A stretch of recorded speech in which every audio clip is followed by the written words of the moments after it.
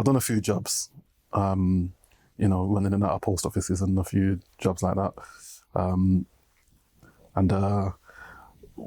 of the times, one thing what happened was one of the jobs that I'd done, I left some DNA there. Oh. And it caught back up to me. So once I went through that time period of, earning, I started to knuckle down, started to go do a day release at college. And I got stopped driving one time and I gave me a mouth swab and I caught the DNA from before. Oh, they recognized you? They recognized the DNA. So I had to do a bit of time for that. You were imprisoned? Yeah.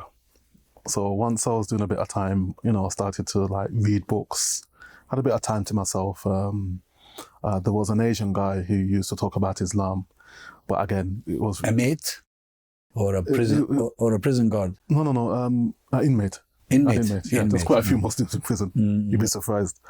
And he talked to me about Islam.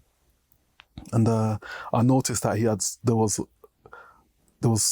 a peaceful atmosphere, and around him, yeah.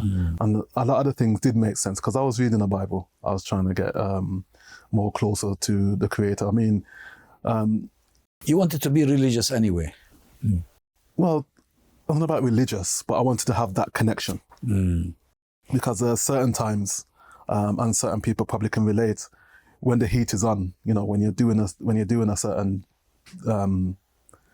if you're involved in a job and the heat is on, you'll pray. You're not necessarily on your hands and knees, but you'll be like, God, help get me out of this situation.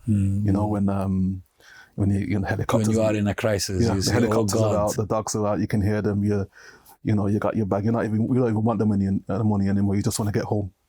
That's sort of situation. And I've been in a few of them. And I've always believed in God. I mean, being grown up as a Christian and going to church as a child.